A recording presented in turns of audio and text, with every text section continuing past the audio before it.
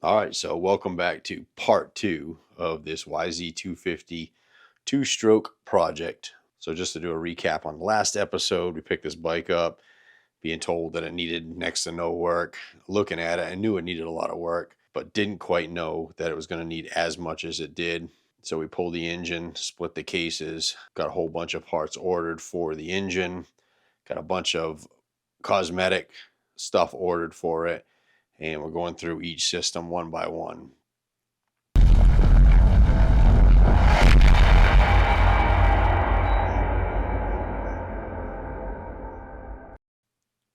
So today what we're going to do is get started on this rear shock absorber. Again, I don't see any leaks or any kind of issues with it whatsoever. It did feel a little bit soft. So what I'm going to do is pull the shock completely apart, clean it real well, and put the proper amount of oil back in it. So let's get started with that. So these shocks have a bladder in here that holds nitrogen gas. And let's check to see if this thing still has any nitrogen gas left in it.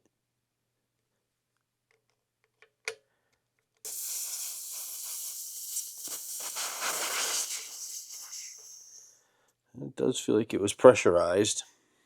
I'm going to get these lock nuts undone so we can get our spring off.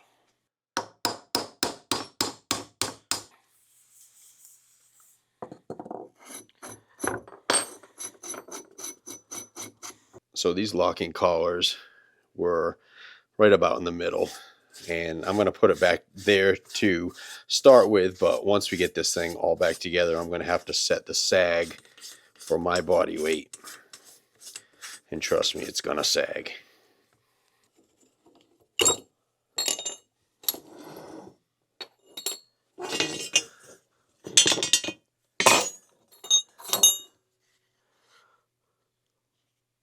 The bumper has seen better days. Now, just like with our front fork, I am going to turn our clickers all the way counterclockwise to allow as much fluid through as possible. In other words, turn them to the softest position.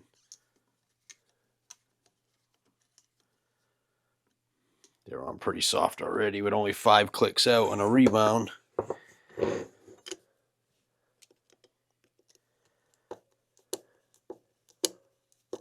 The compression clicker was turned just about all the way in, so I feel like the last person probably felt the same way.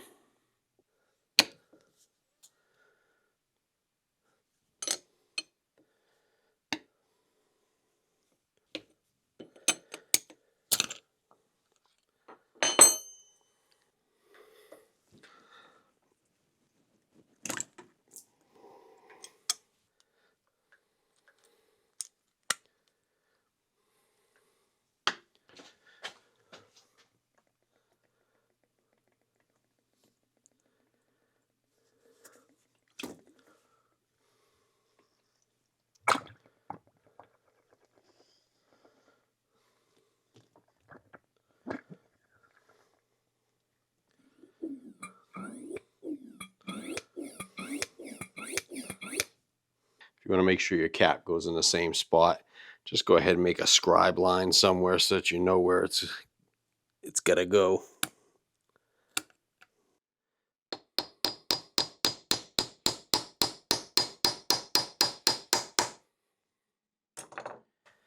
Tap that cap down, and there is a snap ring that will need to be removed.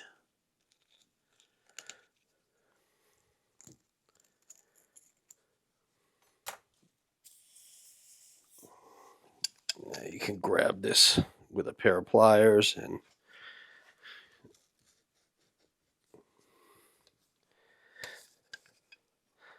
normally I'd protect it, but I want to show you. Just going to kind of wiggle this bladder out.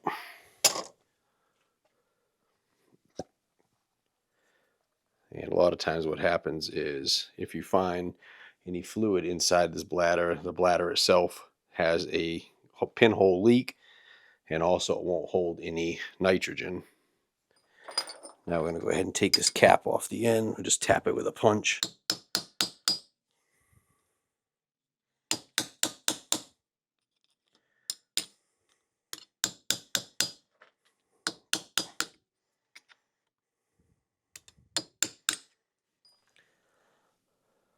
And now we've got the same scenario in here.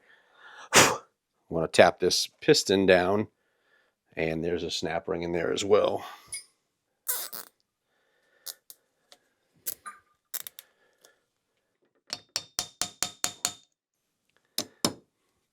Sometimes it feels like you need 15 hands to do this stuff.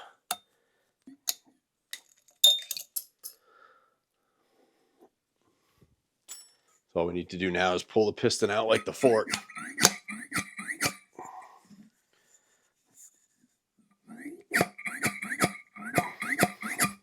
It may potentially need a little bit of coercion.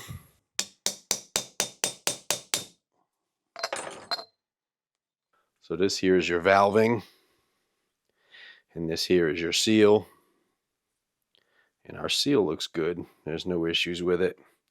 So we're going to clean everything up real good. Now, if you're replacing this seal, this end piece here is peened over. And once you take this nut off, you would have to repeen it. And then there's a million little tiny washers in there, and that's your valving.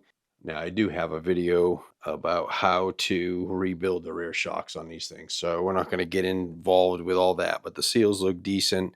Just going to clean everything up real good and put it back together with fresh fluid.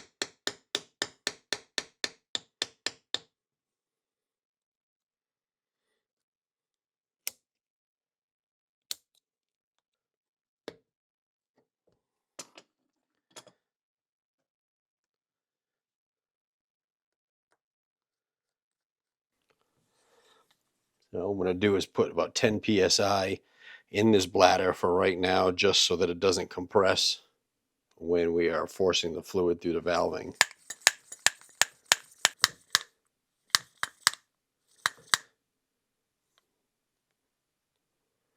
So now I'm just going to lightly hold the shock body in the vise and start putting my shock fluid in through the valve hole.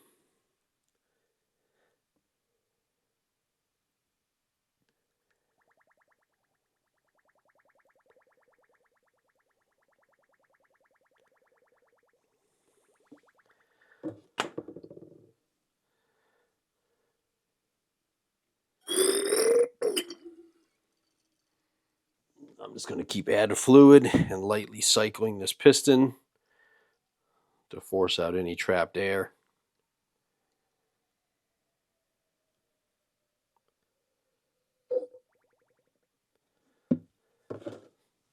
Now that it's full, I'm just going to cover this up and slowly circulate this piston.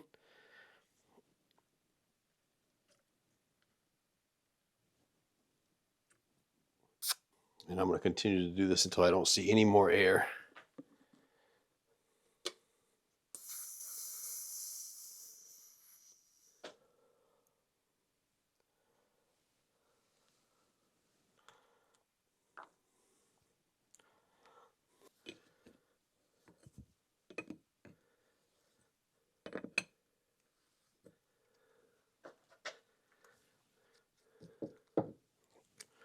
Now these systems are typically pressurized to about 140 psi with nitrogen. I'm going to go ahead and pressurize it with air just so I can cycle the shock a few times. Then we'll have to take it off and get the nitrogen charged, as I do not have a nitrogen tank, but I should probably get one. I got this pumped up to about 150 psi. Good way to test to make sure we have no leaks, bladder's not leaking. That's holding plenty strong. Now you might wonder, why can't you just pump this up with air and use it like that? Well, you can. If you're a woods rider or something that's very easy on your suspension, you can certainly do that. However, air contains moisture, and it's also very susceptible to changes in temperature, unlike nitrogen. So what happens, you start working the shock real good in the whoops and stuff like that, it can start giving you some unpredictable performance issues and potentially even be dangerous.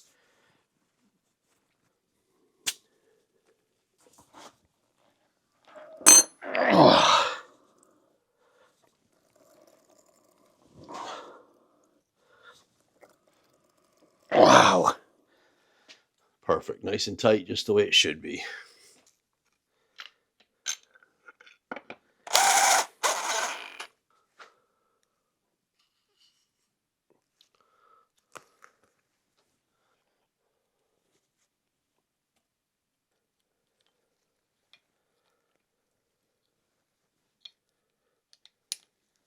I'm going to change and put the screw head on the top. You know, just don't need anything extra to stab you in the face, potentially.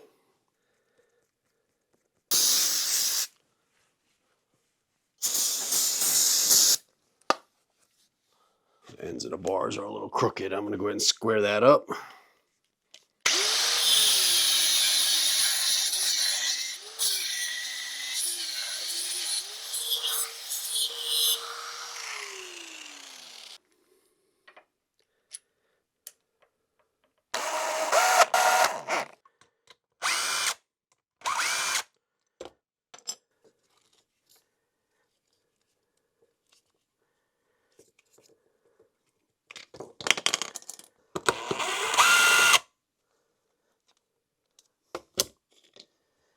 Yeah, that whole piece for the throttle is missing.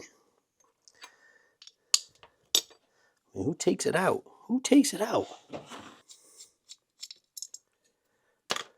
All right, well, I guess I need to order that too. Well, I ordered a whole bunch of parts for this thing, and in the interim, I decided to pull the reed cage apart, and I'm just going to go ahead and replace these reeds while I'm in here. Back to the show. Got some more shock oil, and I got some dual stage power reeds for this thing, so I'm going to see how that goes. See if she's any more crispy. And then I went ahead and got the pulley for the throttle that was missing.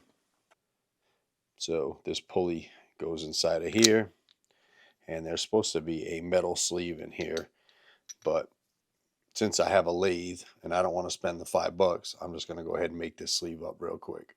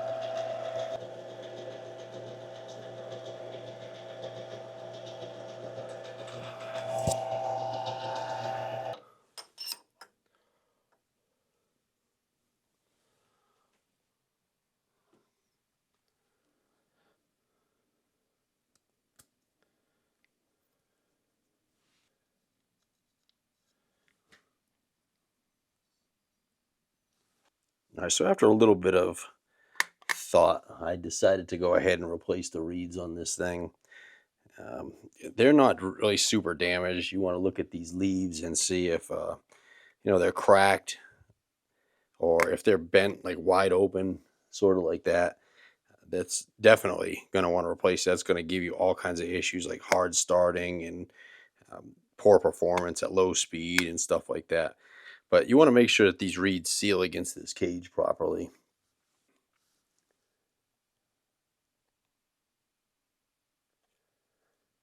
I'm not sure if you can see that. There is a little bit of light coming through, so they're not completely sealed. They're not, open like that.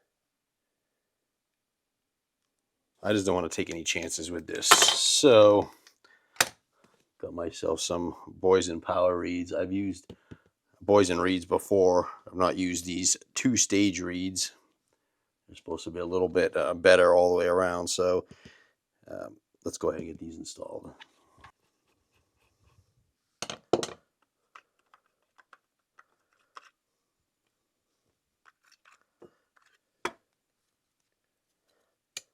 And these are carbon fiber. They do make like just a fiber reed, which is sometimes stock.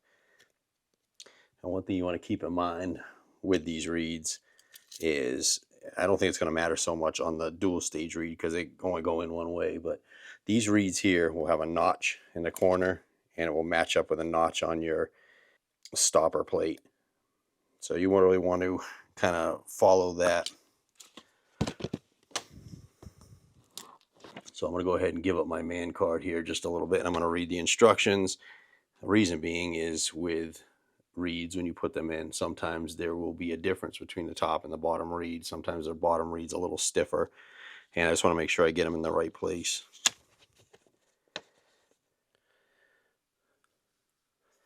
Make sure your reed block doesn't have any damage or any chips or anything there as well that'll let air through.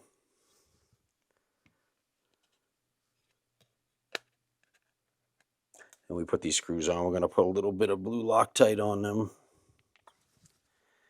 We definitely don't want these falling out and having the engine ingest them.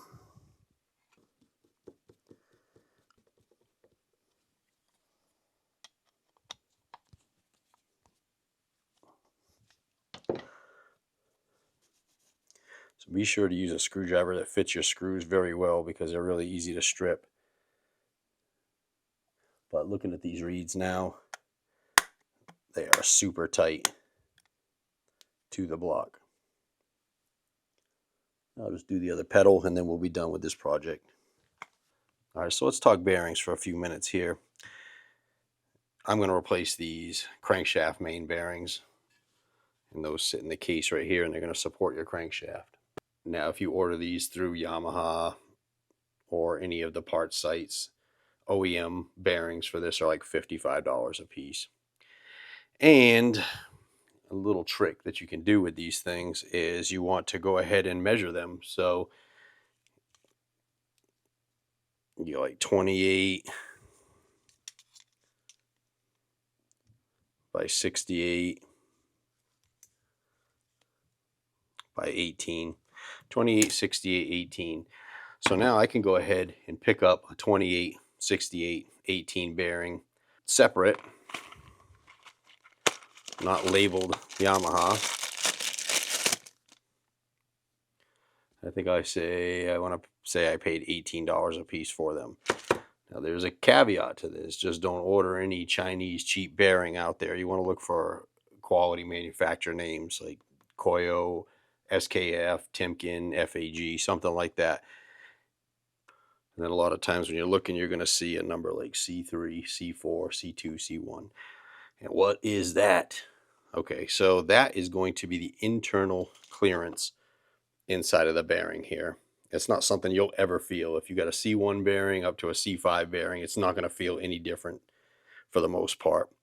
So when it comes to crankshaft bearings, you want to stay with like a C3 or a C4. This allows a little bit of thermal expansion as these things spin up. If you were to put a C1 or a C2 bearing in here with very tight clearances, what you're going to find is that when this thing heats up, it's going to start dragging this bearing and it's going to roast these bearings really quickly. If you're unsure what bearing it takes, just go ahead and get the OEM ones. But most of the time with crankshafts, you can get away with a C3 or a C4. And again, far cheaper price for the exact same bearing. In fact, if I look at this one says Nachi on it, made in Japan. This is the factory bearing. And of course, this one is a Koyo, made in Japan. And they are virtually identical. Now, there's one other thing that I've run into, and that is on the YZ250F. And that is using SKF bearings. And what I find a lot of times is this inner roll on the inside of the bearing is not quite as rounded as it needs to be. So what happens is when you put these bearings in, you put your crankshaft in, as soon as you tighten the cases up, your crankshaft won't move, and it's just jamming it up.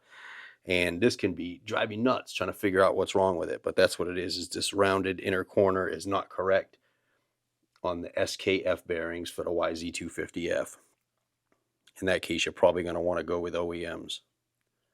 But at this point here, I'm going to go ahead and take these, get these in the freezer to make them easier to install in our cases later on.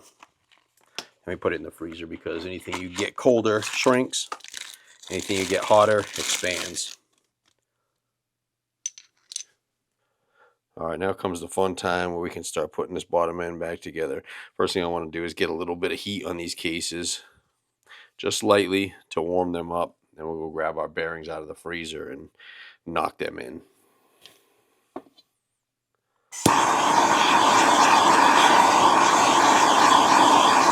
Now you can do this with a hair dryer or a heat gun if you've got it. If you do use a torch or oxyacetylene or anything like that, go easy because it heats really fast and we don't want to damage anything.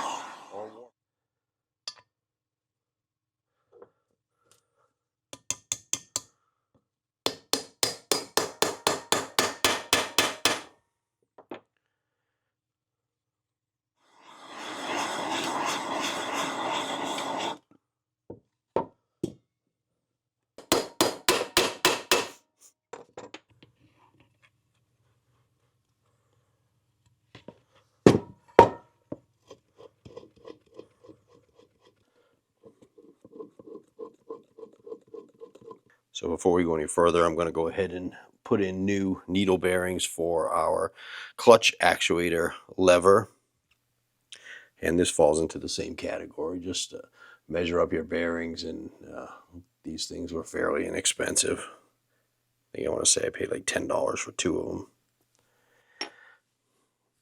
I also went ahead and machined up a bolt here so I can drive these in without damaging them.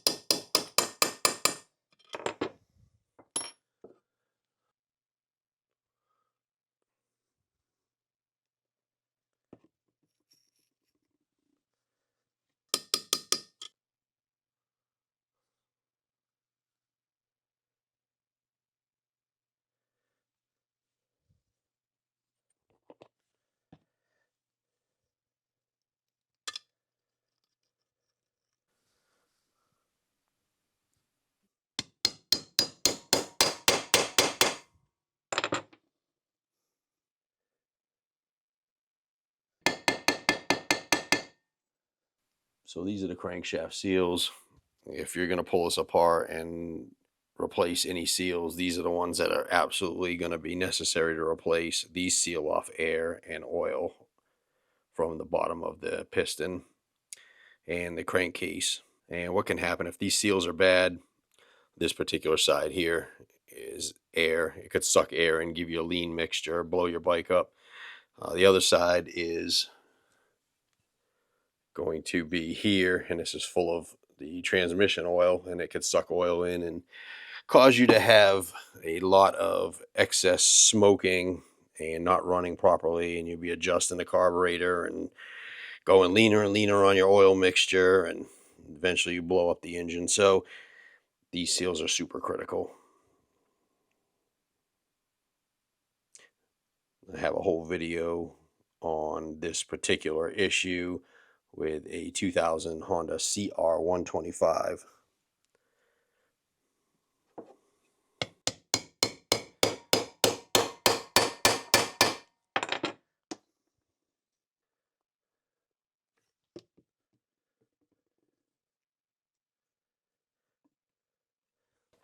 Now, one thing that's critical is that these seals go in straight and level, and they should end up flush with this mounting hole here. So tapping it around with a hammer is not a great idea. Using a seal driver is going to be your best bet.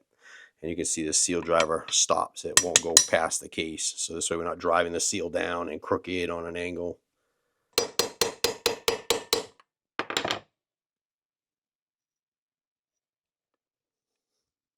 All right, so I'm going to go ahead and put the transmission back in. I'm going to do that off camera so y'all don't have to hear the foul language that'll likely be present along with installing this transmission. I'm not a fan of Yamaha transmissions at all.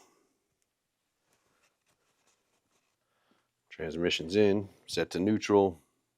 So same principle, I went ahead and threw the crankshaft in the freezer.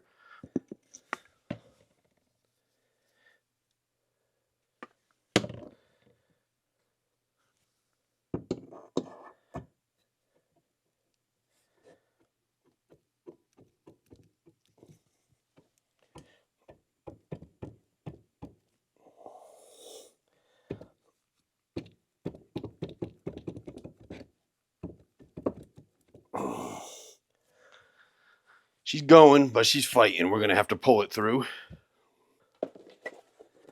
One thing we definitely don't want to do is hit this crankshaft with a hammer in any way, shape, or form.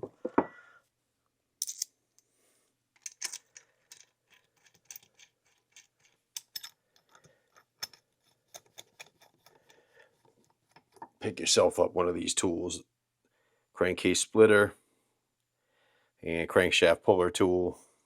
Worth every penny.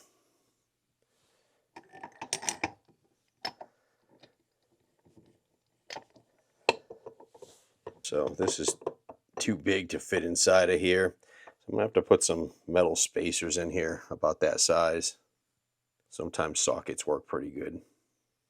Any sockets that you put in, you want to make sure they span the metal and they're not pushing on the actual seal at all. You can see that the socket's going across the aluminum cases. Next critical thing, make sure that your connecting rod is between your cylinder openings. If it's down here and you tighten this up, you'll damage the case or bend your rod. So you can hear how tight this is. Imagine trying to get this out without this tool. What are you going to do, hammer on the end of the crankshaft? Nah, you ain't going to do that.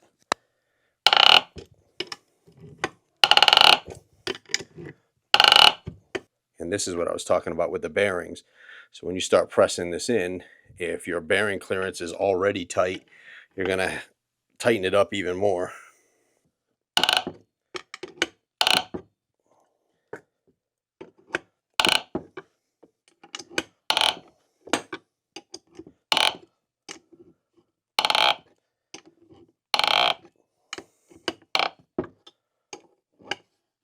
That's it. She's bottomed out.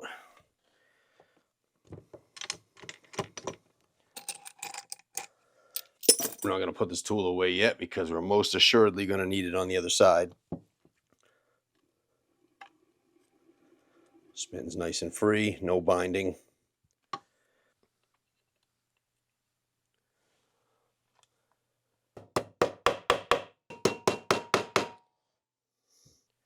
And that's as easy as it gets for a two-stroke bottom end.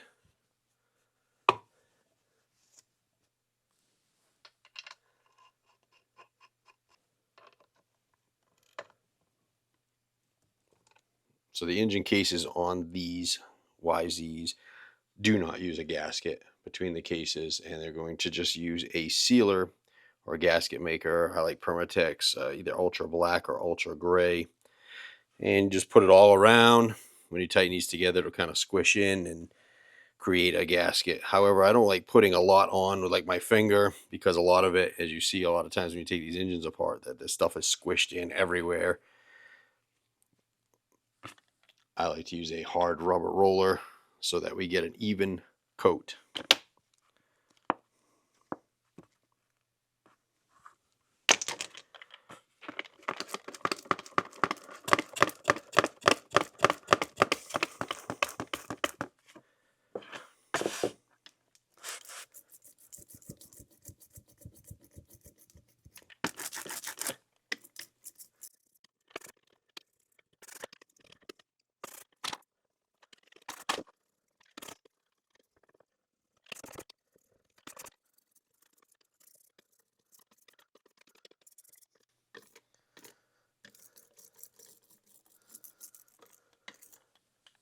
And you can go ahead and just put this on right now.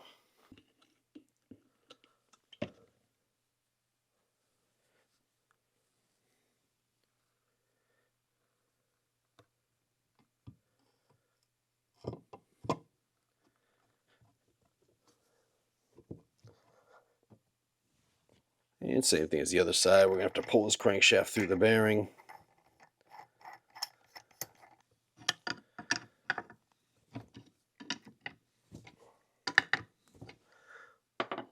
Now, as you put pressure on this side, we're going to tap lightly on the back side of the case here so that the counter shaft will come through the bearing freely and not caulk this case.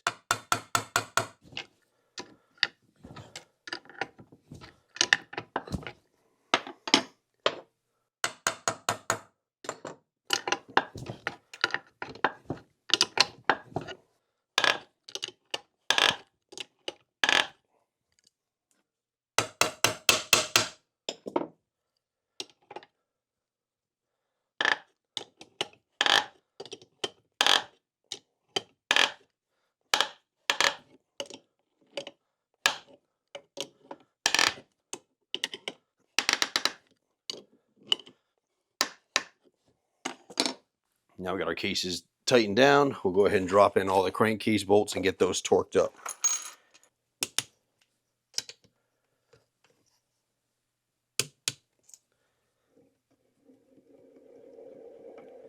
Make sure that crankshaft spins nice and free.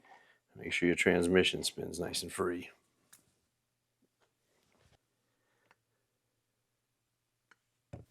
These have a washer that go in behind the kickstart mechanism. Make sure that's on there.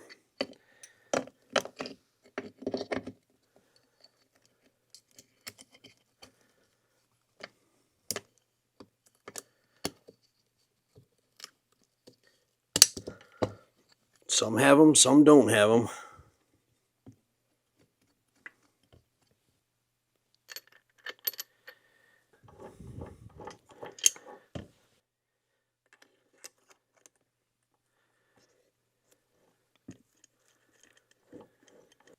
So if you're looking at the orientation for this gear shift mechanism, these things can really be a pain too.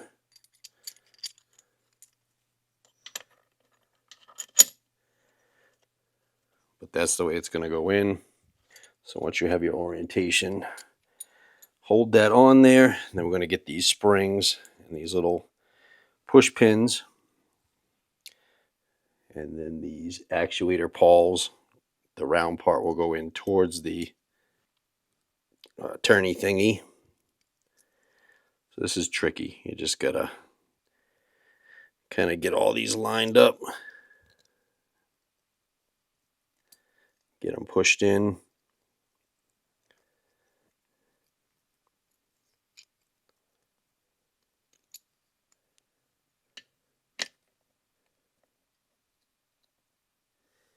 And then once you do, you can get the retainer to hold all this in.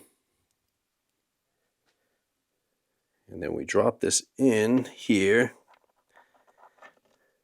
We'll just have to push these pawls in. Sometimes a couple little screwdrivers will help.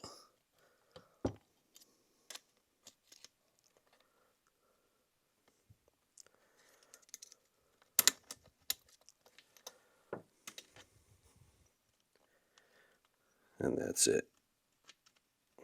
Always try to use some blue thread locker on anything you put inside the engine.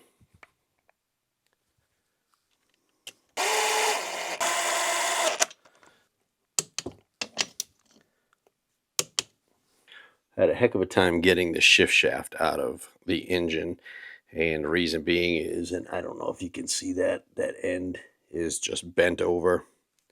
So I ended up picking up a used one that's not bent over.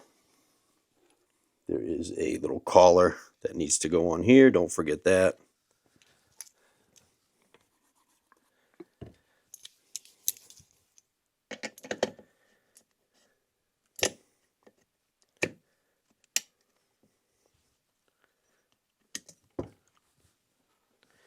And that was much easier.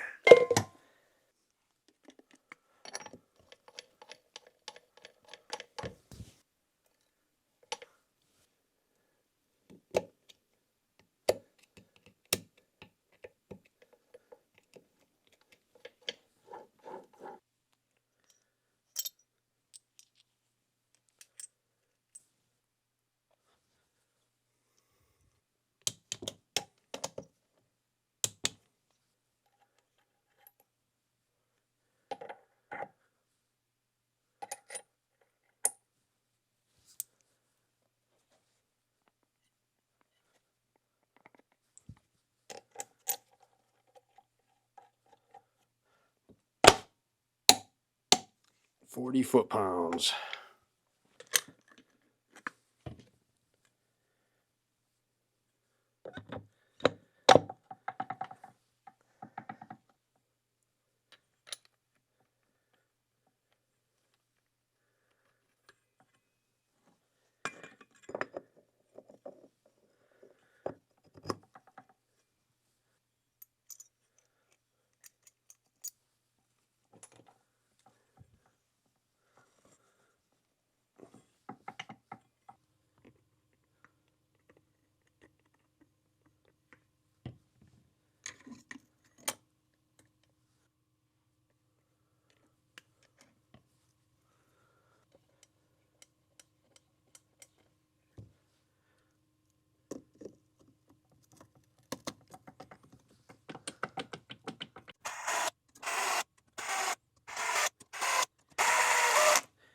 I'm just going to do these up lightly for temporary.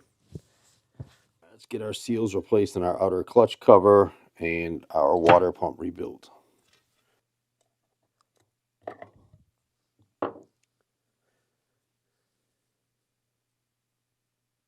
Now what you have to keep in mind with these is there's another seal on the inside. So you have a water seal on the outside, and then you have an oil seal on the inside where the bearing is. And if you have any kind of breach in either one of those seals, what you're going to get is liquid coming out of this hole. We'll go ahead and drive the seal and bearing out the other side.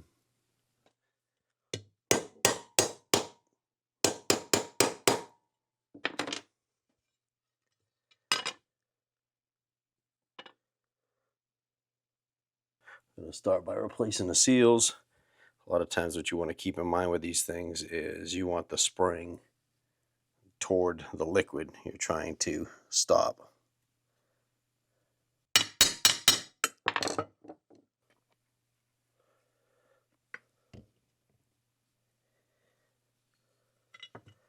If you get a water pump rebuild kit, it'll generally come with a new bearing and seals and everything else.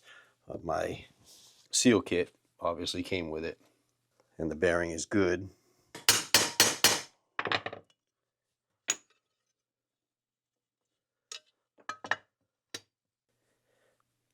Again, spring towards the water. Now, that's not always the case in every seal. Some seals are dual lipped and need to go in a certain specific way. Always check your service manual. Check your water pump shaft to make sure there's no scoring or anything you can feel with a fingernail. If it does, then go ahead and replace it if you can. A lot of times these things are no longer available. Obsolete, I think they say.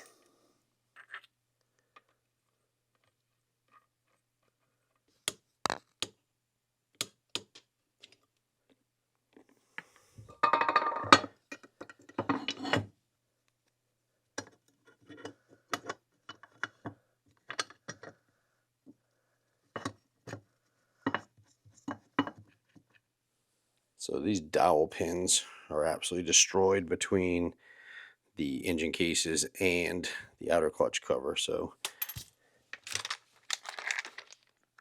I have to dig through my secret stash and find some.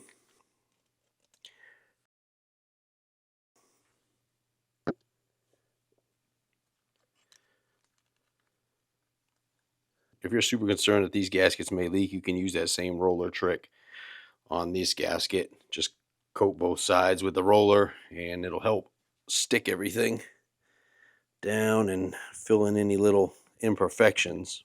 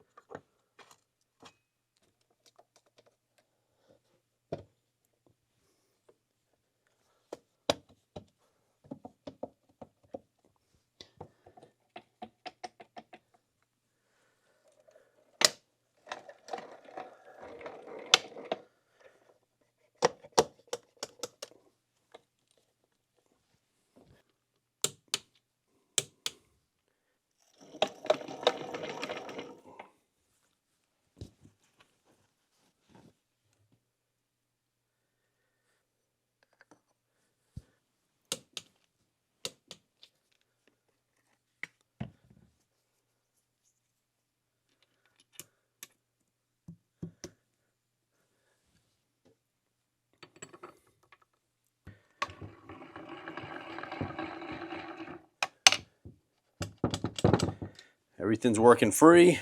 Time to get this top end built. All right, so like I said earlier, I gave up on the original cylinder. It may make a good core for somebody if they want to get it rebuilt. I just went ahead and ordered a brand new cylinder out of Japan. I said in the last video I was going to go ahead and do that, and then I got some comments asking how that works out. And honestly, I bought a bunch of cylinder heads and cylinders directly from Japan and never had an issue. And I guess people are wondering about tariffs and taxes because they do say that we are responsible for them once these things ship to us. And as of yet, I've not been charged anything extra from what I pay. I pay the price that they ask for and a U.S. tax, which is your standard tax for your area, wherever it's going to.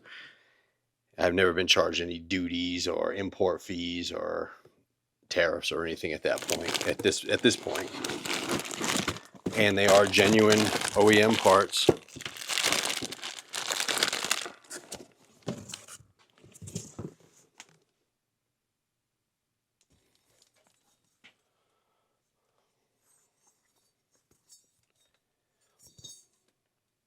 So originally I was talking about a stamp on the back of the cylinder above the reed cage. And this is not stamped. It's basically just a marker. Somebody scribbled it in there with a Sharpie. This is a B cylinder. Now, if you remember right, we got the C piston. And the tolerances on these things between the different pistons and cylinders is almost negligible. I think if you went from like the smallest size cylinder to the biggest size piston, you may run into some issues. The tolerances on these things are very minute, very, very small. It's not like there's going to be a huge difference between them. Best thing to do is match them as closely as possible by measuring them. This was answered on Rocky Mountain ATV because I was curious, so I went in and looked at the piston and cylinder sizes. And from the authors there, they're saying basically that people have had really good luck mixing and matching all of them together. We're just one off on these, but we're going to measure them anyway to see if we're close to spec. So we got a B cylinder and a C piston. And let's see if we're within spec on that. Standard is 0.045 to 0.050 of a millimeter. And the limit would be 1 millimeter, but we won't be that. We'll be tighter than we'll be looser. And since this cylinder is brand new, there will not be any taper or warp or out of round, so it doesn't really matter where we measure from. 66.39 and 66.34 on the piston.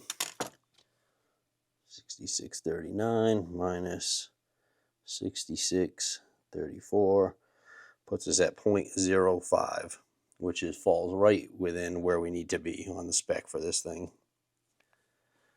And I'll be able to use this piston in this cylinder.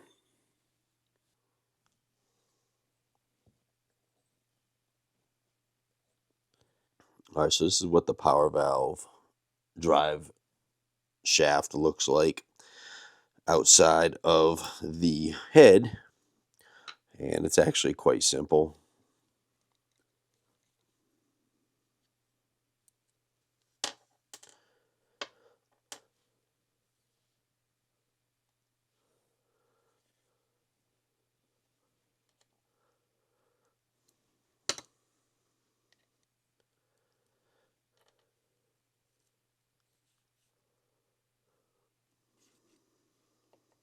Here's our spring that's damaged. I think I might have damaged that, but I've got a new one. Now I've gone ahead and decided to reuse this cam. It's not pretty, but it is solid. But y'all can roast me in the comments.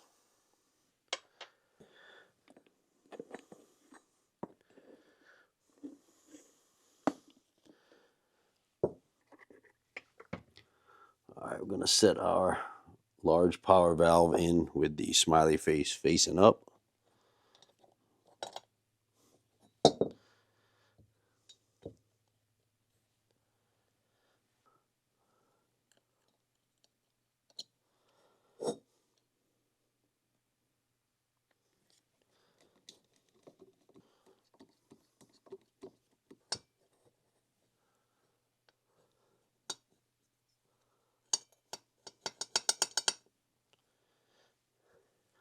I threw these side power valves in the lathe and just hit them with a little Scotch-Brite so that they're smooth.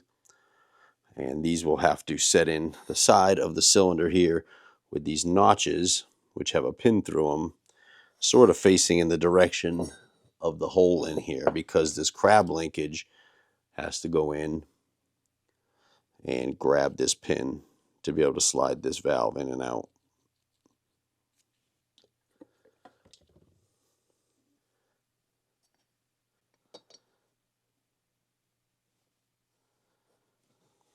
Look down inside that hole, you can see that piston right there, and you should be able to see the slot and the pin. And that's what we're going to slide that bad boy into.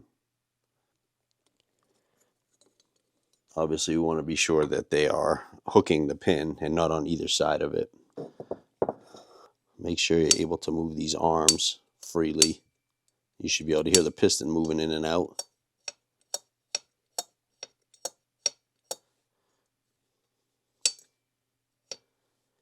Now I'm going to go ahead and get the main linkage in.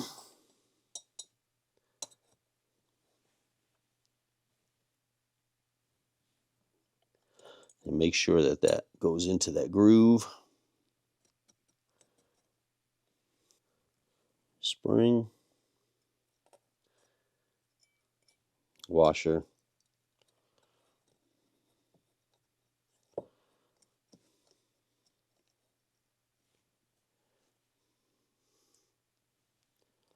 The center spring. Now we're going to get our power valve between these pins.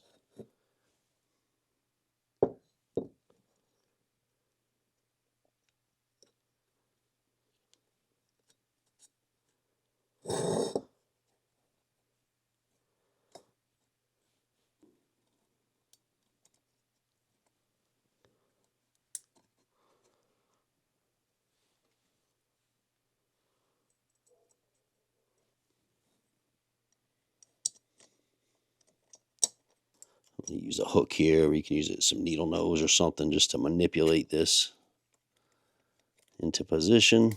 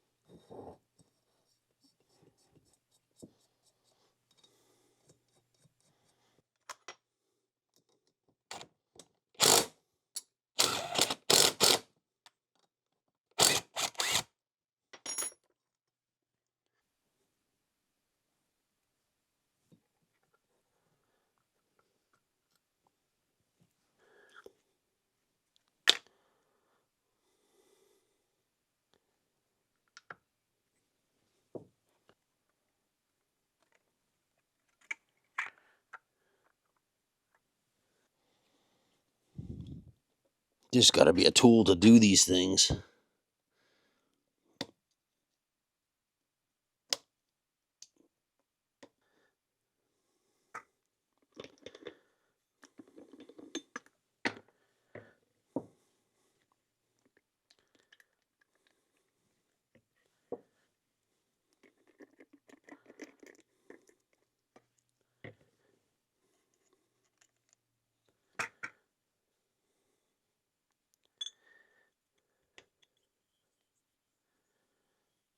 This pin should slide nice and smooth through here. If it binds at all, more than likely your aluminum is stretched here and it's time to replace that piston.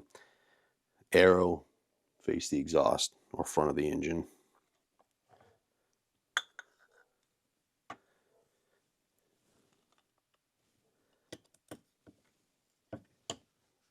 When you go to get your other circlip in, throw a rag over your crankcase. In case that thing falls, you don't want to be trying to fish it out. These things can really be a pain. I know they got to make a tool for this, so that's going to be my next investment. Always make sure your circlips are snapped into the groove firmly. If they walk out, that pin could walk out and cause a lot of damage to your top end. So before I drop this cylinder on, I want to measure my ring end gaps, and it shouldn't be an issue. This is all Yamaha stuff. It shouldn't need any adjustments, but it's just a step that takes a few seconds to be 100% sure that we're not going to have an issue.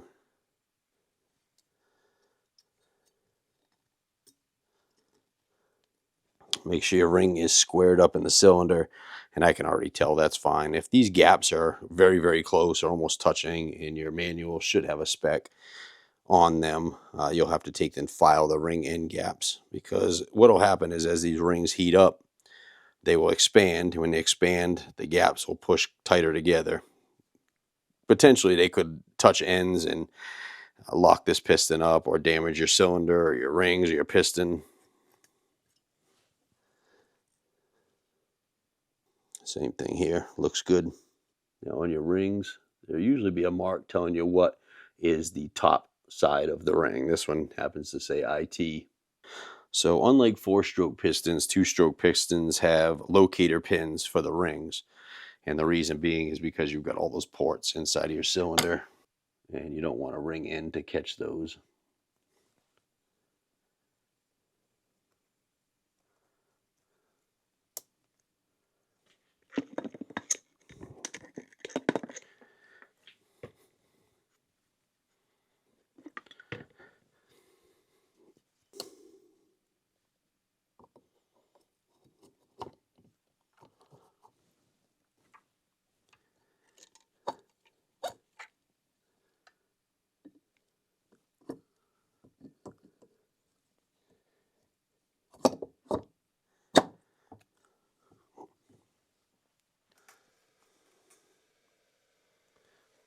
Two of these bolts are accessible for torquing.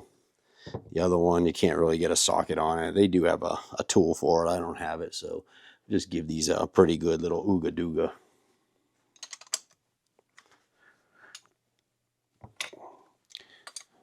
I always want to do any kind of tightening in a cross pattern.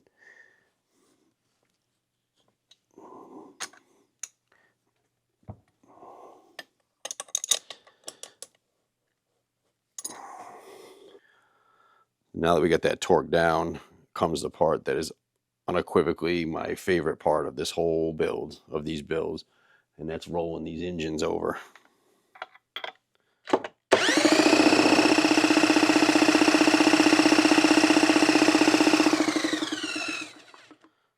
Love it.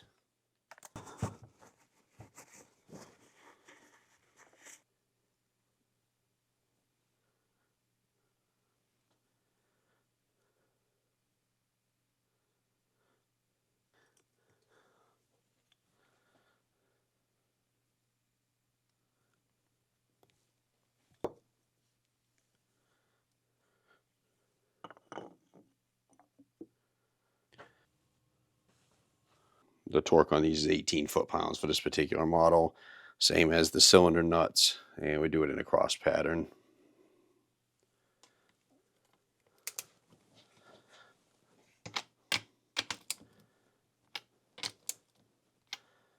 Just make sure they're all lightly snugged.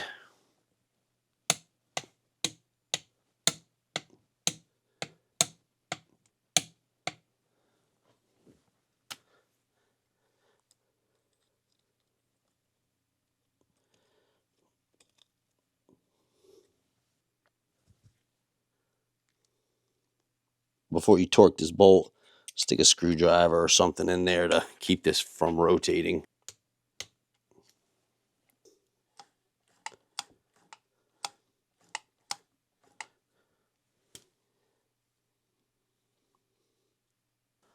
This kit's pretty nice. Comes with all the top end gaskets, seals, everything. I think I paid like $105 for it. It's totally worth the money.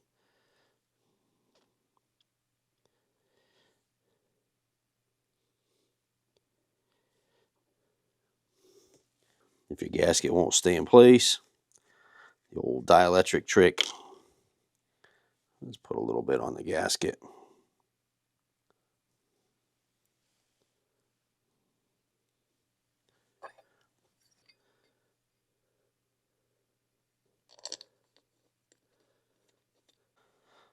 I seem to have misplaced one of the bolts for the power valve actuator cover.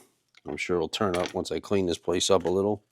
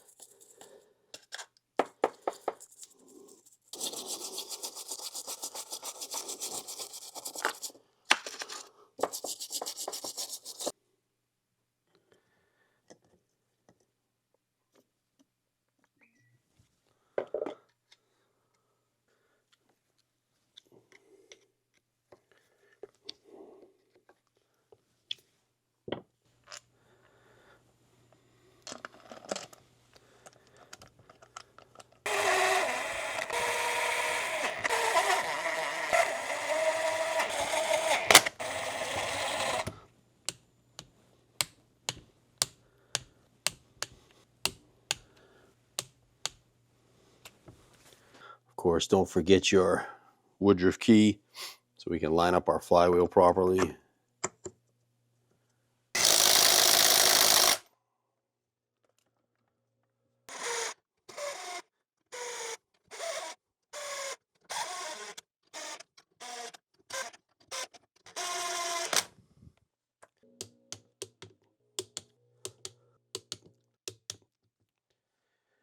All right, so this is the Core EXP 3.0, and what I want to do is just double check my end gap.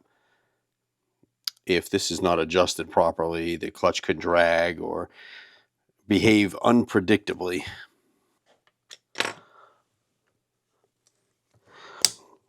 First thing I'm going to do is loosen the two lock nuts. And what we're looking to do here is get back to a base setting. So I'm going to go ahead and back this out. It is a 4mm to crack that loose, and then a 5mm. Might have to do that with a socket.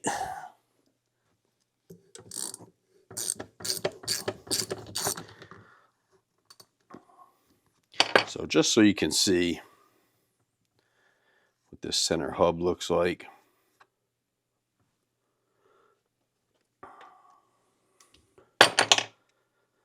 Your little pusher pushes against this, but the pusher sits below the end of this adjusting collar. So what we're looking to do is tighten this up according to the specs in the book, where they want the end play to be. So you can see the clutch is locked up solid right now because there's nothing pushing it open. When doing this adjustment, it is critical that you have free play in your clutch lever. What might even be better is just disconnect the cable altogether from the clutch lever. Now, because I showed you that that part of this adjuster sits below the bearing pusher, this is going to actually push against the clutch nut itself. So what we're looking for is a base. So we're turning that until you feel it hit the base, which is hitting the clutch nut right now. Just show you that the inner piece has a ton of movement to it, so it's not even pushing on it. And that's what you want. You don't want to have any influence from the cable whatsoever. So like I said, we get a base here, and there is a little mark right here. So we'll make a mark there, and we'll make a mark on the clutch hub itself. Now, initial adjustment on these, according to Recluse, is we're going to make one full turn and then 2 more clicks. This may be difficult to turn. The clutch may want to turn.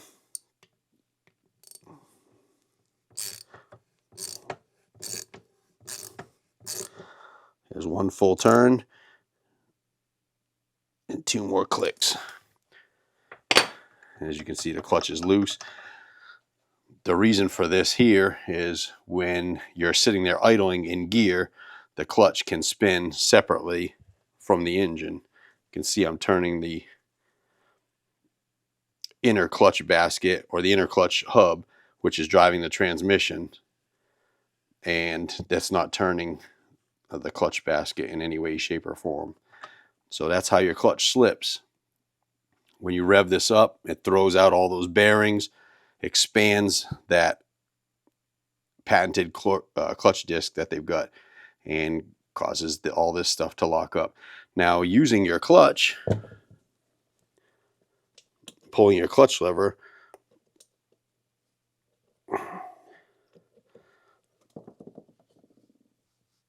well, I don't have the strength to do it, but pulling your clutch lever will actuate the clutch just like it would have before. So you still have access to use your clutch. At this point here, we'll just tighten up these 2 lock nuts. And then once we get this bike running, we're going to have to do a free play adjustment and another adjustment that we need to take care of. And I'll show you that later when we get to that point. But at this point here, I'm going to put that fabulous little cover on here. So every once in a while with these clutches, we'll have to revisit this adjustment.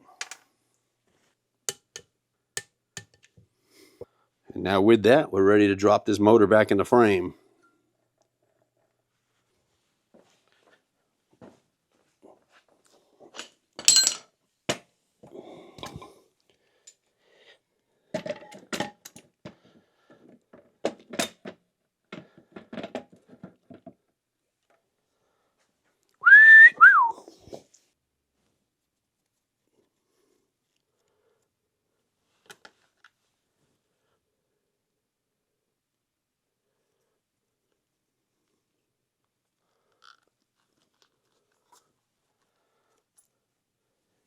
Small things I did in my spare time here. I pulled this bolt out, took apart this chuck for the Kickstarter. There's a spring and a ball bearing and an O-ring in there. Cleaned it all up and greased it. Now she don't make no more noise. Loctite these bolts in, my friends, for the Kickstarter. Happens all the time. You look down to start it and you got no Kickstarter.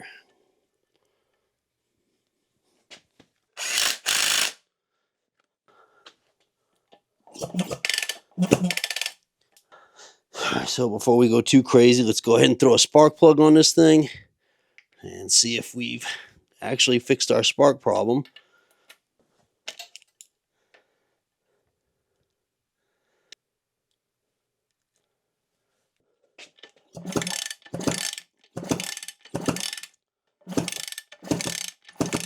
And we do have spark. Not the prettiest, but it's there.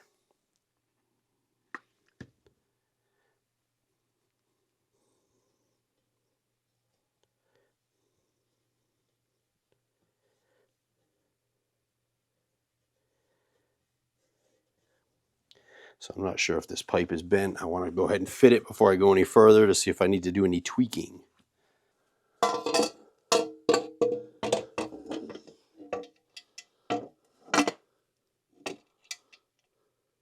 Yes, it is absolutely bent. That is not sliding onto that cylinder properly.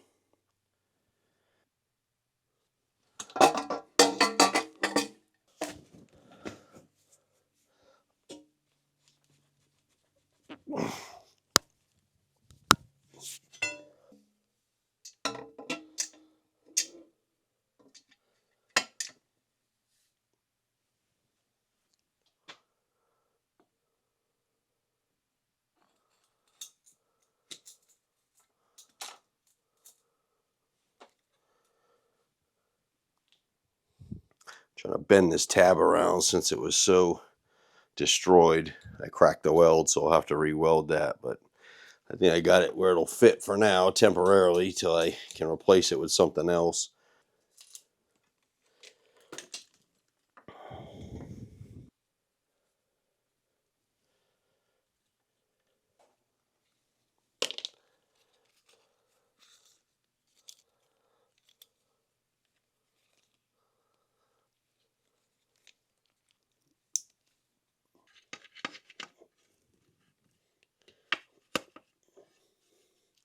Now, when I picked up the bike, it already had a Restyle plastic kit on it. And what that means is aftermarket plastic company makes plastics that more replicate a newer model bike. These YZ250s were, well, at least the fuel tank is the same from 2002 to 2022. They did change the airbox configuration and some stuff like that a little bit later on in years, I think 14 and up or something like that. So this Restyle plastic kit is going to make this bike look like a 2018, which is perfect. And since it already had the Restyle plastic kit, somebody already had the newer style airbox in it, which comes with the kit. However, we got a brand new kit, so we're going to put the brand new airbox piece in there. So if you had your original airbox in there, you got to take that out, and we need to adapt this new airbox to it.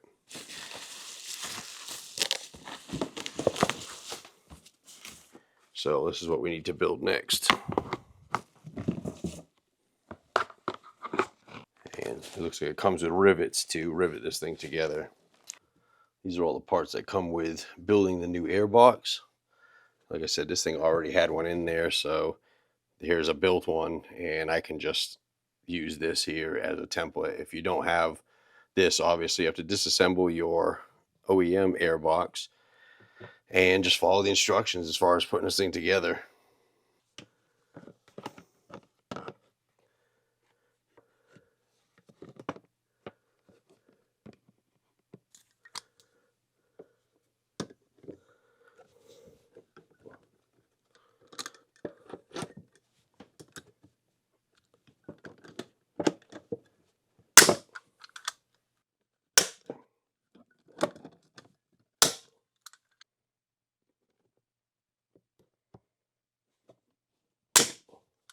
So I'm wondering if like an OEM 2018 airbox would substitute in the place of this. Any of you guys ever done this Restyle kit and used an 18 airbox? Let me know if that works.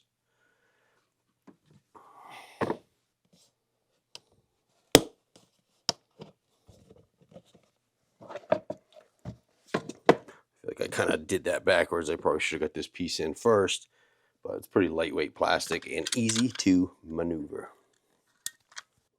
I feel like the amount of rivets needed in comparison with the amount of rivets supplied is lacking. Yeah, it looks like I'm shy by 1, 2, 3, and 4.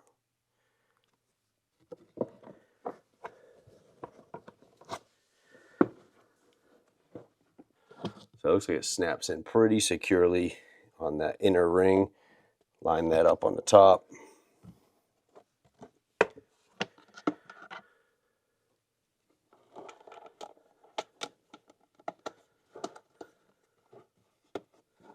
This seems to be like a support band.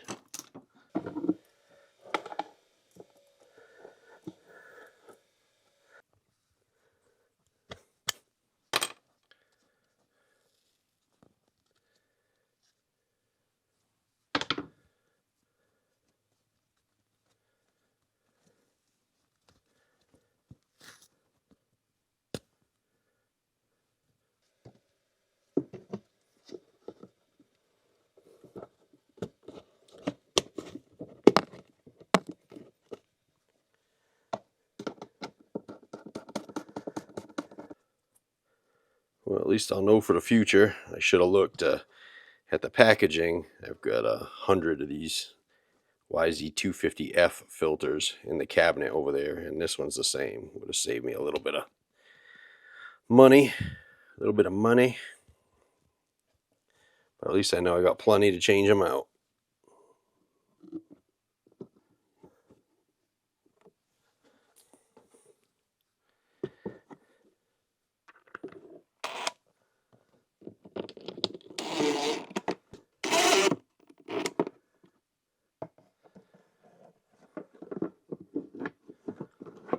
I don't think the other Airbox had any mounts on it. This thing was just flopping around.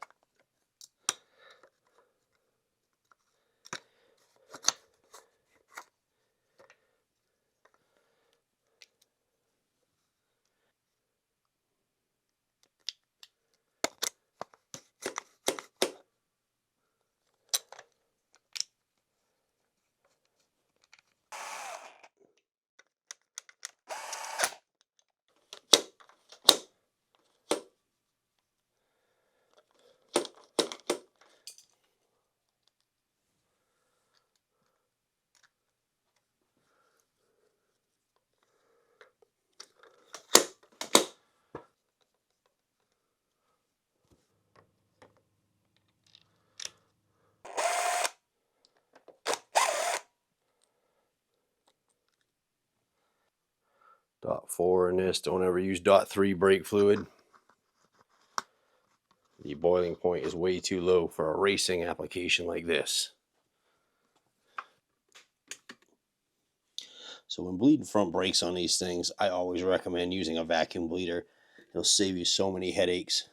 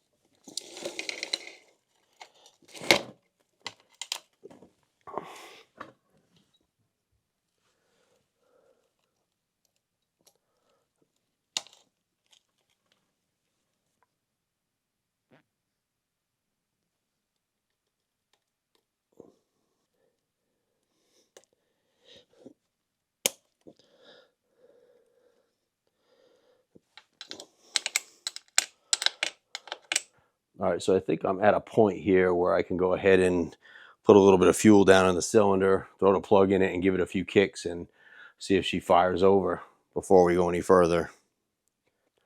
Got some non-ethanol mixed with some 927 two-stroke oil.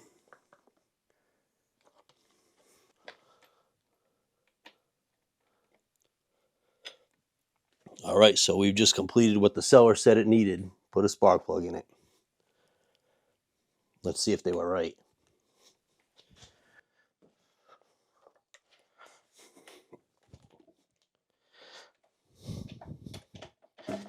Wow, compression.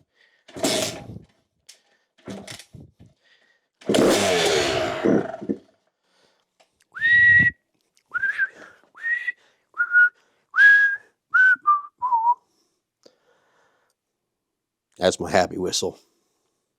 Let's keep going. I picked this tank up off the old interwebs, and it's off of a 2021 or 2022 250X.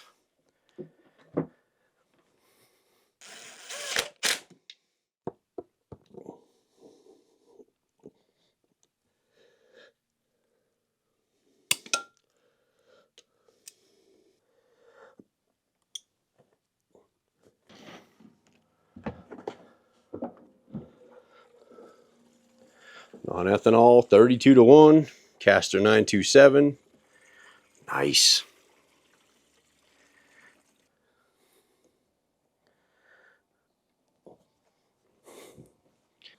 All right, petcock's leaking.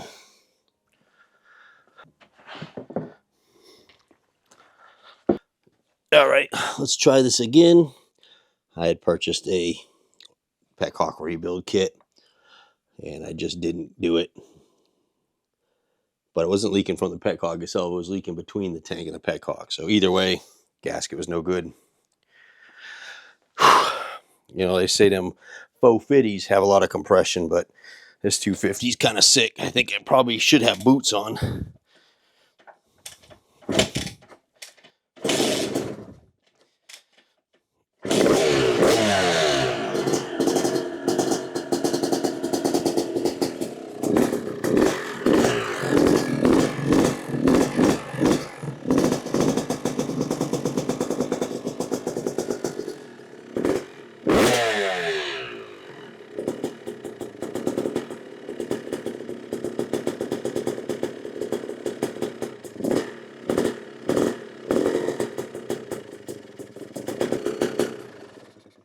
Turn the idle up a little.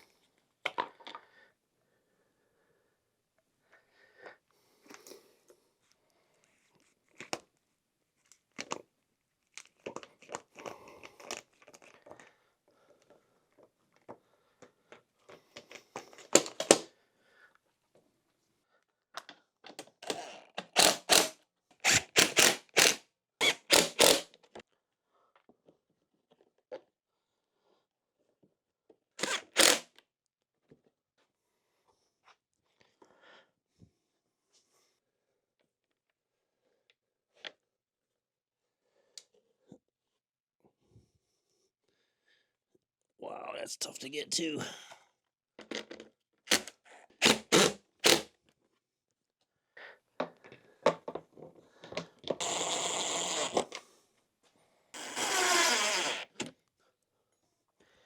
Now, I'm not tightening these bolts up with an impact, just running them in, and I'll just slightly tighten them. Over tightening these things will cause the inserts to spin in the tank, and then you got yourself some problems. Right, so the front fender on the Restyle kit does not come drilled. A couple ways to do it is you can take your calipers, go to the bottom of your tree, and take some measurements and measure it out. A couple pieces of tape stuck up against the bottom of the tree. You can poke where the holes are and then lay that on your fender. Now, I don't know how much confidence I have in this, and I'm not sure if 100% you can see it, but there are little marks right here that show kind of where this needs to be drilled. So I'm going to go with that and hope for the best.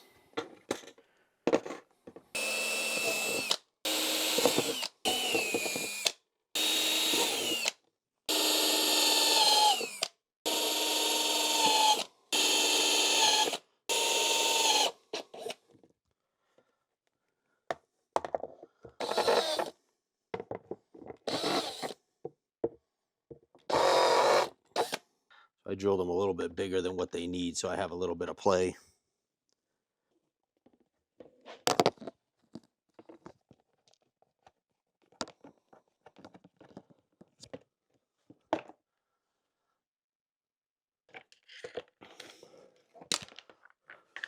Just to let y'all know, these holes do not line up with this tree.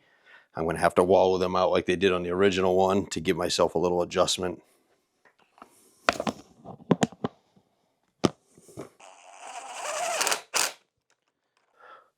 Everything's hooked up.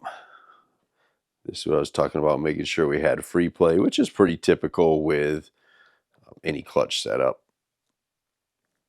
You want to make sure that you have 1/2 inch to 20 millimeters of free play, and this cable's not pulling tight. Now I'm going to make sure that the auto clutch is working the way it's supposed to. A couple different methods of doing that.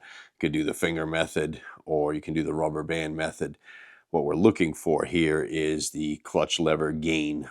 So in other words, when that special clutch disc they have in there expands to tighten up that clutch pack and engage your clutch, it's actually going to push out on the outer pressure plate, pushing it away from the rod and bearing that actuates it. So what you should see is your clutch lever should pull in just a little bit on its own when revving this thing up to 2,000 to 5,000 RPM. You should feel that. If you don't feel that, your adjustment may be off.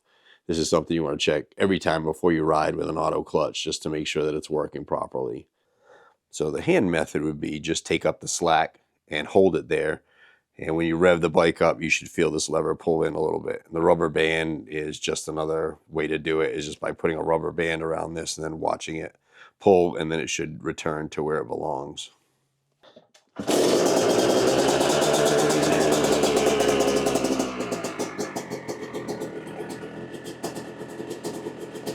Now this does not need to be done in gear. It can be just done in neutral.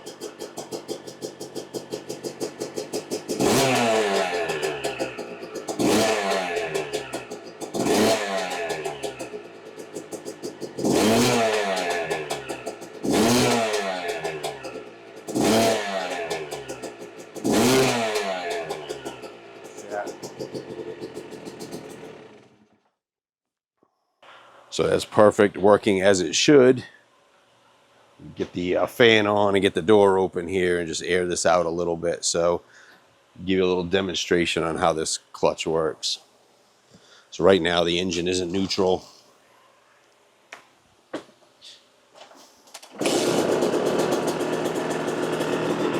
So the way this works, you can see the back tire is on the ground.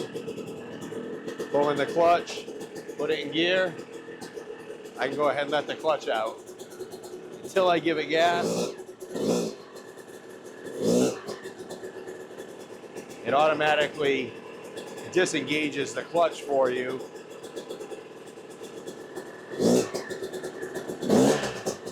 But you can still use your clutch.